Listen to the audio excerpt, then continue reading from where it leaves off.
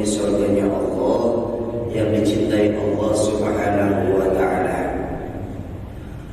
Alhamdulillah, malam hari ini kita bisa duduk dan berkumpul di masjid mulia ini dalam rangka safari dakwah yang tujuannya adalah mengumpulkan para muwaqif-muwaqif Al-Quran, yang nanti para muwaqif Al-Quran itu adalah untuk mencetak 1 juta mushaf Al-Quran, membagikan dan menghidupkan kembali Al-Quran, khususnya di Serabi Mekah tercinta kita ini.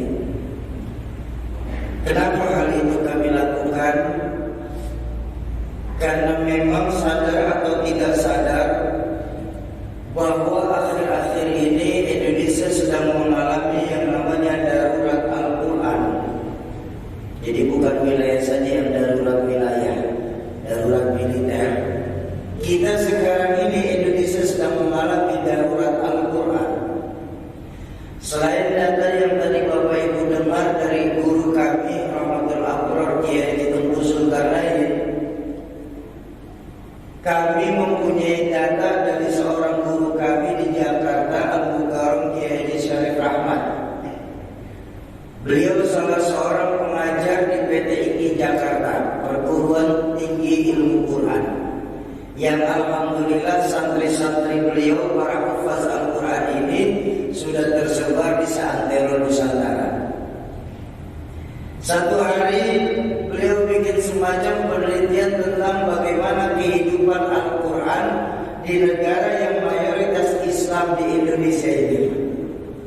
Nah, hasil yang beliau dapatkan dari penelitian tentang kehidupan Al-Quran di Indonesia adalah dari 100% penduduk Islam yang ada di Indonesia ini, dari Aceh sampai ke Papua 100%, ternyata tidak lebih hanya 52% saja yang bisa membaca Al-Quran.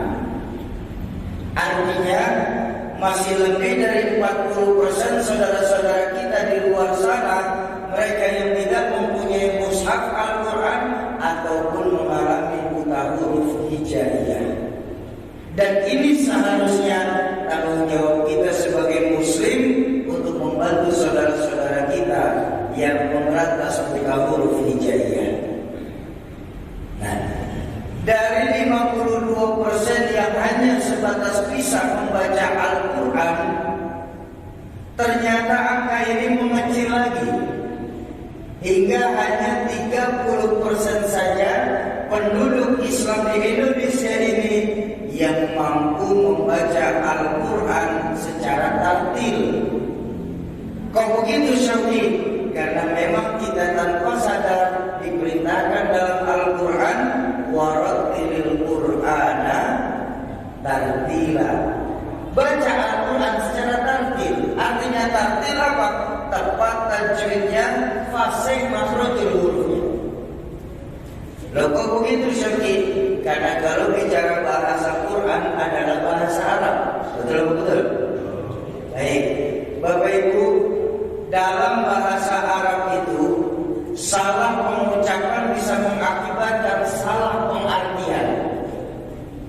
Contoh, nama saya yang diberikan saya punya orang tua adalah Syauqi, Shin Waw of Ya, Syauq, yang mempunyai arti kerinduan.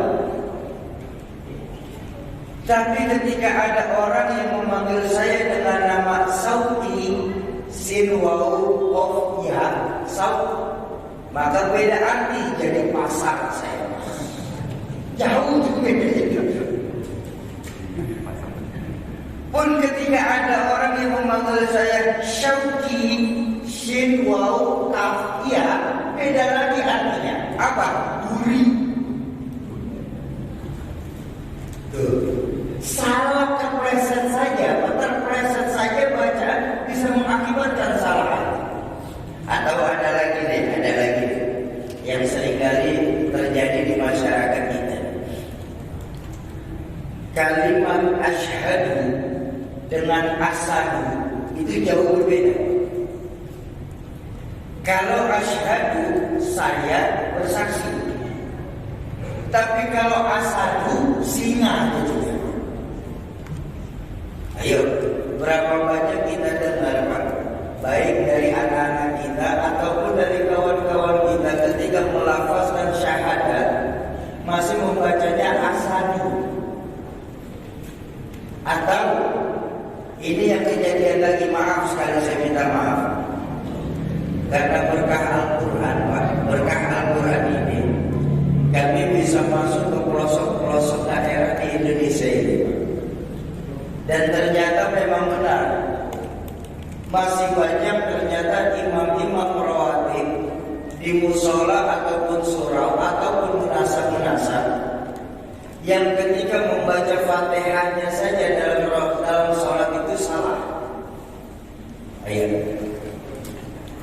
Yang banyak itu ketika bertemu di ayat An'amta, masih banyak yang membacanya An'amta atau beberapa membaca Am'amta.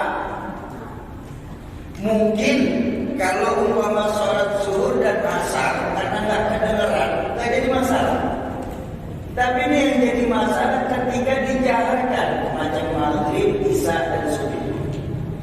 Yang pertama di masjid, musola dan surau ataupun munasab. Yang pernah kami datangkan.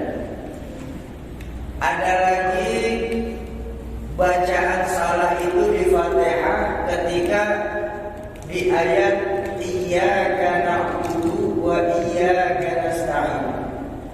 Masih banyak yang diwakafkan ketika pada kalimat Iyyaka na'budu wa iyyaka nasta'in.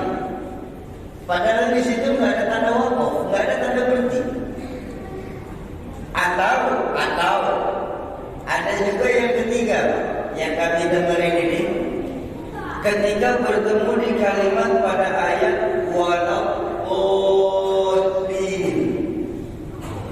Dalam kitab Safinatun Najah disebutkan bahwa menaikkan intonasi ketika bertemu di lam tasdid jadi waladdallin itu sudah menggugurkan rakaat, sudah menggugurkan sholat. Bayangkan, maaf sekali, saya minta maaf sebelumnya. Bukankah Fatihah dalam sholat itu masuk dalam rukun? Bayangkan ketika Fatihah kita salah. Iya kalau sholat sendiri Pak, kita bisa minta ampun sama Allah. Tapi ketika kita menjadi imam, bacaan kita salah, bukankah satu masjid akan gugur sholat berjamaah itu sendiri? Dan makanya kata guru saya, cuma hanya 30% saja penduduk Islam di Indonesia ini yang mampu membaca Al-Quran secara tartil, tepat tajwidnya, fasih makhrajul hurufnya.